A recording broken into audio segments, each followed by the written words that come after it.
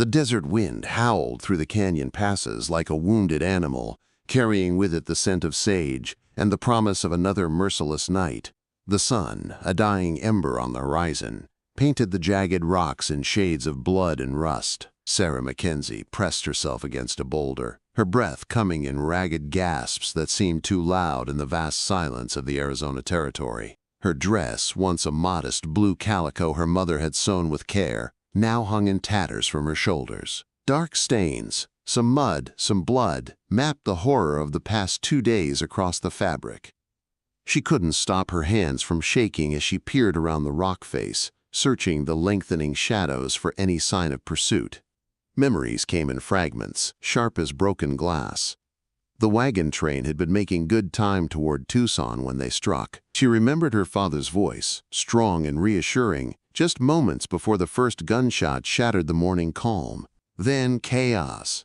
Horses screaming, women shrieking, rifles thundering. Her mother had pushed her beneath the wagon, whispering prayers that were cut short by a sound Sarah would never forget. She squeezed her eyes shut, but the images remained. Bodies strewn across the desert floor like discarded dolls. Her younger brother Thomas, only 12, trying to reload her father's rifle with trembling fingers before... No, she couldn't think of that. She couldn't think of how she'd survived by playing dead among the corpses of everyone she loved, lying still as the bandits picked through their belongings like vultures. The attack hadn't been random. These weren't ordinary outlaws. She'd seen their faces, hard, calculating eyes. They moved too efficiently, too purposefully. They'd been searching for something. When they found it in the Hartley wagon, their leader, a man with a scar down his left cheek, had given the order she could still hear echoing in her mind.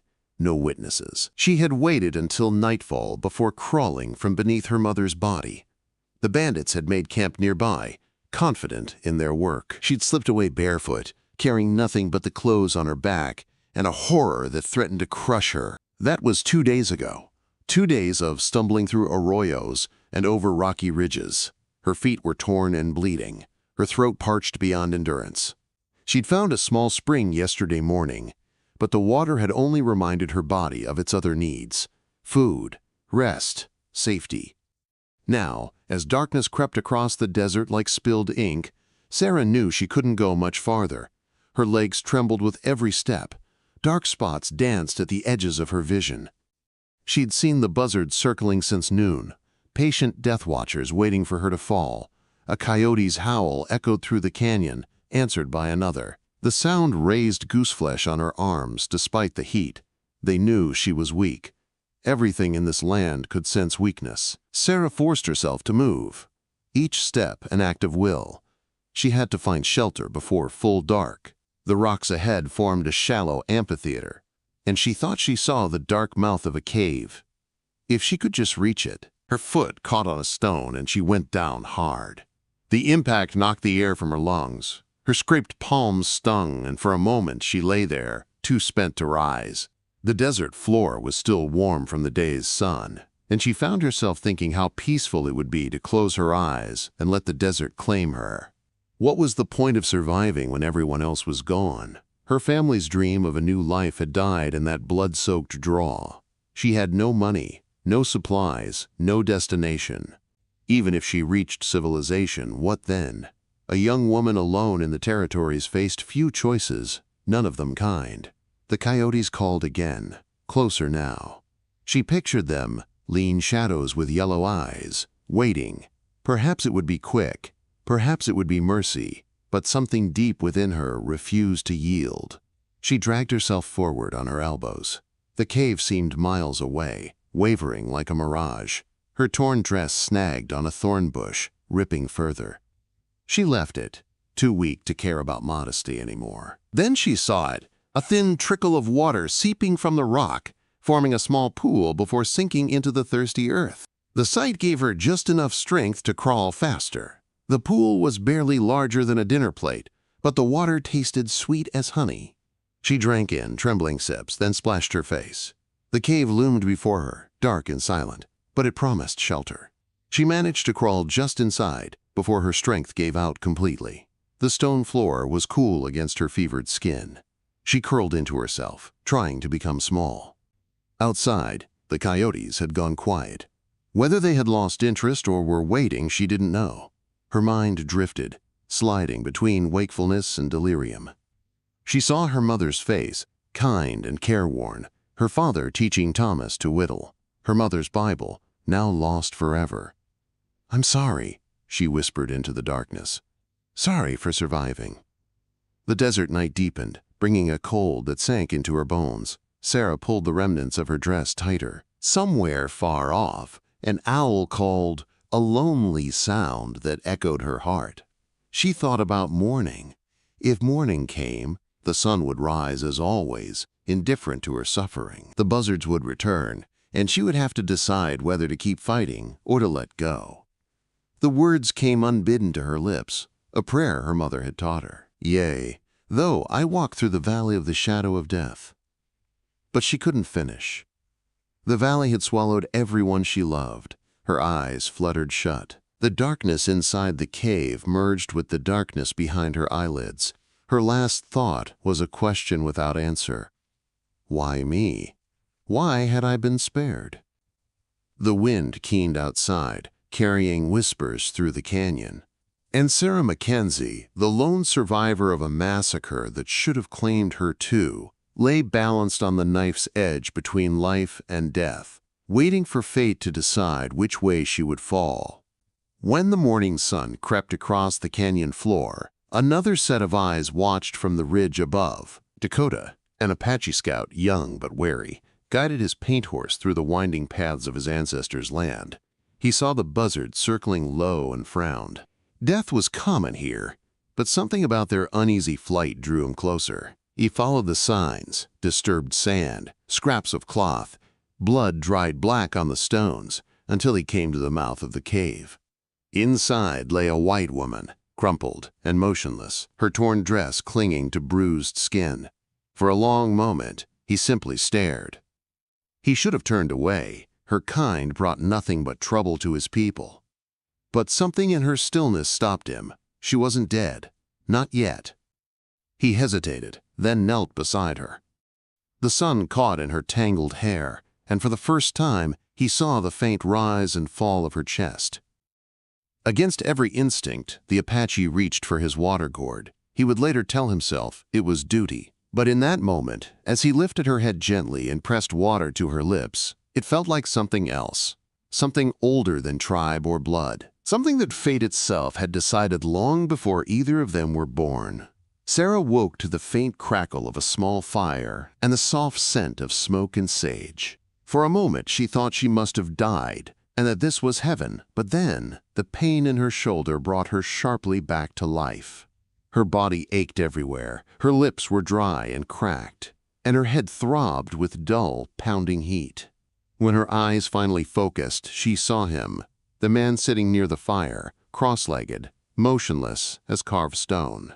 His skin was the color of sun-burnished copper, his black hair bound with a strip of leather, and his dark eyes fixed on her with quiet watchfulness. He didn't move as she stirred, only spoke in a low, steady voice. "Be still, you safe." Safe. The word made no sense.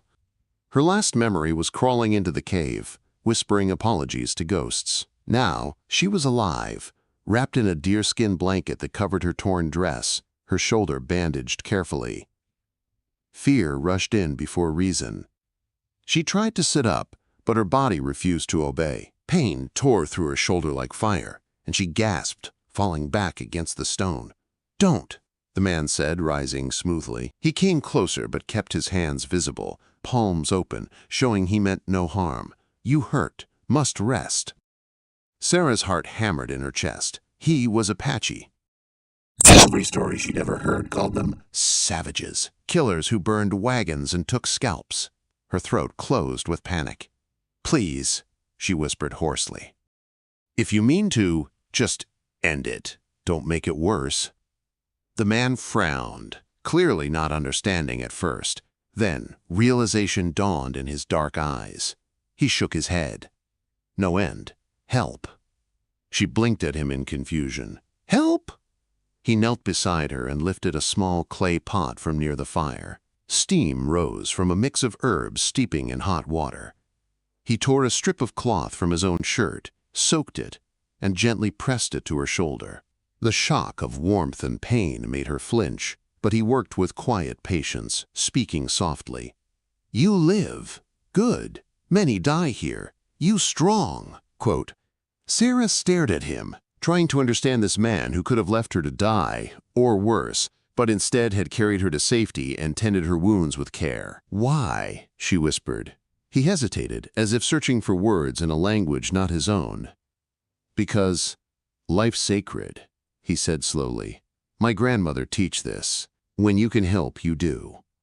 Sarah's throat tightened. No one had called her strong since her family's death. No one had spoken to her with such calm.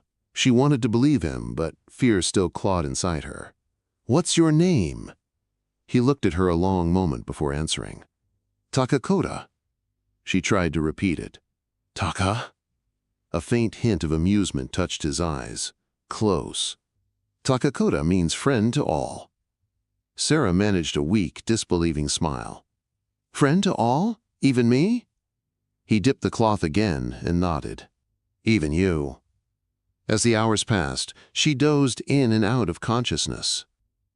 Each time she woke, Takakota was there, feeding the fire, checking her bandage, offering water in small, careful sips. The first light of dawn filtered into the cave, turning the red stone golden. She watched him move, silent, efficient, with a grace that came from knowing this land the way others knew prayer. When she could finally sit upright, he offered her a small piece of roasted rabbit. She ate slowly, her stomach rebelling at first, but the food steadied her. "2 days you sleep," Takakota said quietly. "Fever strong, but now better." 2 days? She blinked, stunned. "You stayed here." "With me." He shrugged slightly. "Could not leave. Spirit would not let me." The way he said it, simple and sincere, made her chest ache. She studied him more closely now. He was younger than she'd thought, perhaps 23, no older, but there was a gravity in his eyes that belonged to men who had seen too much. "Do you live here?" she asked. He shook his head. "My people far north. I scout land, watch for slavers, soldiers, thieves. Many kinds of evil now." Sarah's mind flickered to the scarred man, the one who had led the attack. "There was a man," she said. "White man. A scar here." She traced a line down her cheek. "He killed my family." Takakota's face darkened. "Josiah Creech," he said, pronouncing the name with hate that needed no translation. "I know him. He take Apache too. Men, women, children, sell to mines in Sonora. Devil man." Sarah's stomach twisted, so the nightmare had a name. "He's alive?" "Yes, always like Snake. Hard to kill." Her hands trembled. "Then he's still out there. He might come back. He'll think I'm dead, but if he finds out—" "He will not," Takakota said firmly. "You safe here. Canyon hidden. Only wind knows this place." His certainty should have comforted her, but fear clung like dust. She looked down at her torn dress, at the crusted blood along the seams. "You saw me like this?" Quote. He paused, understanding her shame. "I see wound, not woman. Only to help, no shame in survival." Sarah felt her face flush. No man had ever spoken to her that way, without judgment, without desire, only truth. She nodded slightly, unable to find words. The silence that followed was not awkward. It felt steady, like the desert itself. When she finally spoke again, her voice was softer. "You saved me." Takakota looked away toward the mouth of the cave where the light was growing. "Maybe spirits test me," he said. "Maybe they send you for reason." "For reason?" He turned back to her. "My sister," he said quietly. "Taken by Creech's men 3 summers ago, she was 14. I could not save her. When I saw you in cave, I see her face." Sarah swallowed hard. "I'm sorry," she whispered. He nodded once. "No, sorry. You live. Maybe this time I save one." The words hung between them, simple, heavy, binding. For the first time in days, Sarah felt the faint stirrings of something like hope. That night, as the desert wind sang through the rocks, Takakota built a small fire inside the cave. He ground herbs in a bowl, mixing them with water, and handed her a cup. "For sleep," he said, "no bad dreams." She hesitated, glancing at the bitter-smelling liquid. "It won't." He smiled faintly. "Only sleep. I do not save life to steal it." Ashamed of her suspicion, Sarah drank. The taste was sharp and earthy, but soon warmth spread through her limbs. As her eyes grew heavy, she heard his voice low and steady, singing in a language she didn't understand, a soft, rhythmic chant that seemed older than time. "What is that?" she murmured. "Protection song," he said. "Keep bad spirits away." She smiled faintly. "Do you really believe in that?"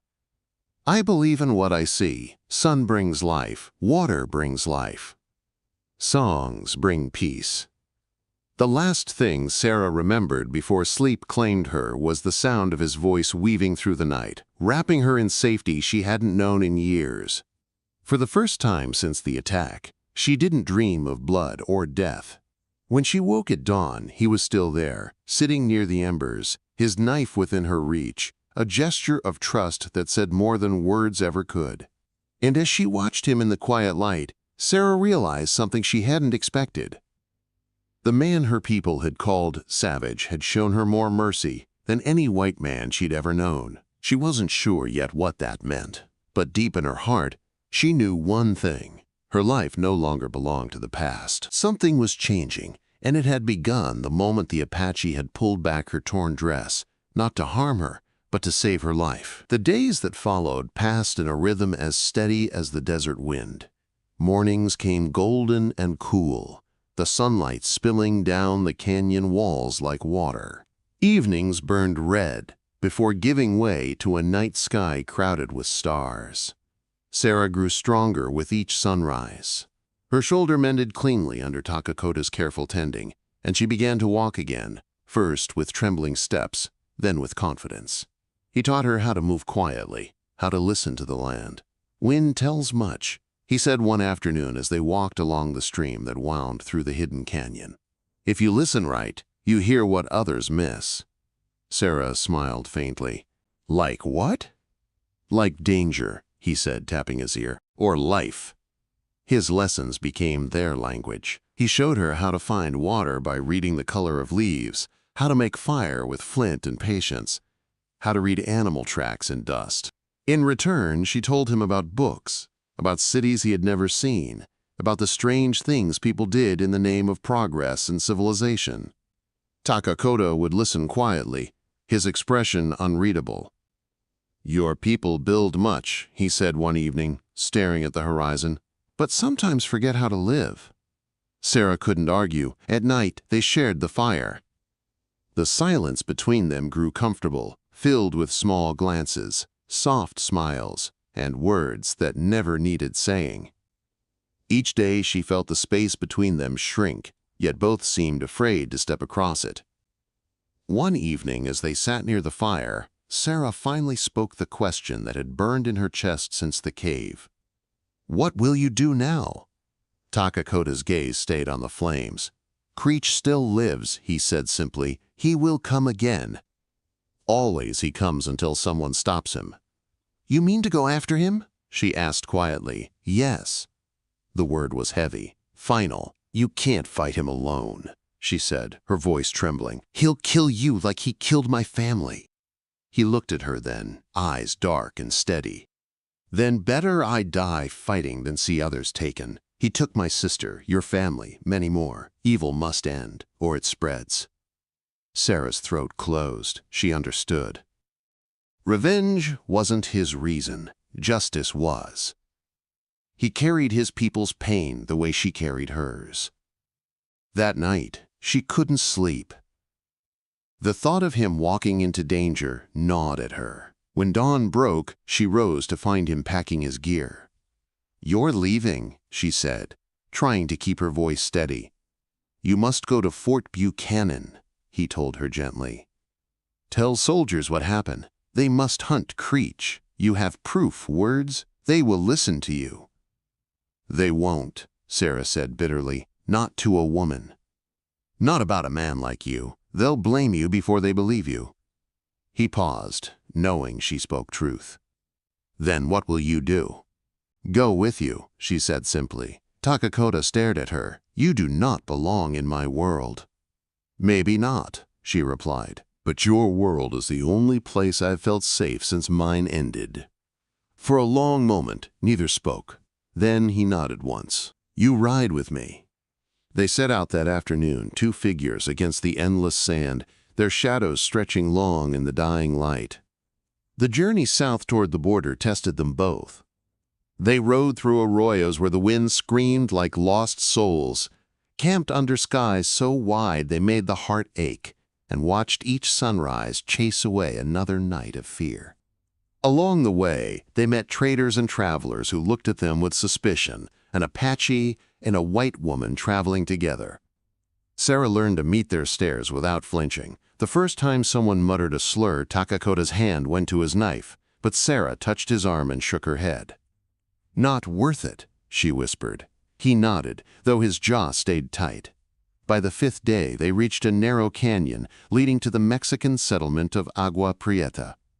Takakota knew the alcal there, a man who had lost sons to Creech's slavers. "He will help us," he said. "But we must be careful. Creech has eyes everywhere." The alcal, Don Francisco, was a tall, dignified man with grief etched deep in his face. He listened to their story in silence. When Sarah finished, his expression hardened. "This man, Creech, is known. He hides near the Dragon Mountains. We will send word to the marshal in Tucson." But the warning came too late. That night, while they sheltered in the small church at the edge of town, Sarah woke to the faint creak of wood. She reached for her shawl and froze. Through the open doorway, torchlight flickered, shadows moving silently across the courtyard. Then came the low murmur of men's voices. Takakota was already awake. His hand went to her shoulder, urging silence. "Creech's men," he whispered. They slipped toward the back door, but before they could reach it, the main entrance burst open. 3 figures entered, guns drawn, eyes gleaming with cruel intent. Sarah recognized one instantly. The scarred man himself stood in the doorway, his grin sharp as a knife. "Well now," Josiah Creech drawled, "ain't this a sight? The preacher's daughter and her red-skinned savior." Takakota's body went still, every muscle coiled. Sarah could feel the fury in him like heat from the fire. Creech raised his gun. "You've been a thorn in my side, Apache. I think I'll start with you." Before he could fire, a shout came from outside. "Ahora!" The church doors slammed open again. Don Francisco and half the town burst in, rifles raised. Gunfire exploded, echoing through the wooden walls. Takakota shoved Sarah behind a pew, returning fire with deadly precision. One outlaw fell, then another. Creech fired once, the bullet grazing Takakota's arm before he vanished through the side door into the night. When silence fell, Sarah crawled from cover, shaking. "He's gone," she whispered. Takakota was breathing hard, blood seeping from his arm, but his voice was calm. "He will not get far." They left before dawn, following Creech's trail through the desert. By noon, they found him near a dry riverbed, his horse dead, his gun empty. The outlaw turned at their approach, desperation in his eyes. "You think you're better than me, Apache?" he spat. "You and your little woman here? You're both animals."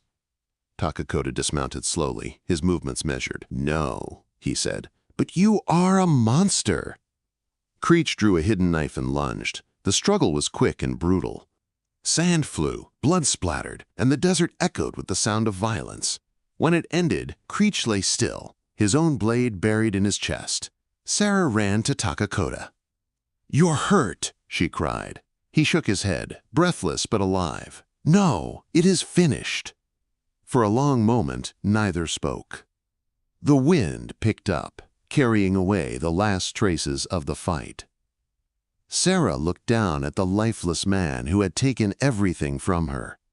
She felt no triumph, only release. "He can't hurt anyone again," she whispered. "No," Takakota said quietly.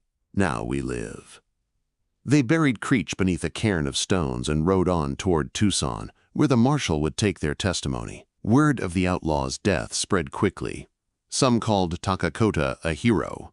Others called him murderer. Sarah didn't care what anyone said. Weeks later, when the railroad company offered her a position helping teach children in the new settlement by the mountains, she accepted. Takakota stayed by her side, working as a scout and mediator for the settlers and the Apache bands. Together, they built something new, a fragile bridge between two worlds that had once seemed forever divided. One evening, as the sun bled gold across the horizon, Sarah stood outside the small schoolhouse, watching children play in the dust, Apache, Mexican, and American all together. She felt arms wrap around her waist, strong and warm. "Regrets?" Takakota asked softly. "None," she whispered. He smiled against her hair. "My grandmother would say this is balance, pain before peace." Sarah turned to face him. Then we finally found it. As the stars rose above the desert, they stood together in the fading light, a woman who had learned to see beyond fear, and a man who had chosen compassion over vengeance. Their worlds had once been enemies, but here, under the wide western sky, they were something else entirely. Not enemies, not even strangers, just two souls who had crossed the valley of death and found life waiting on the other side,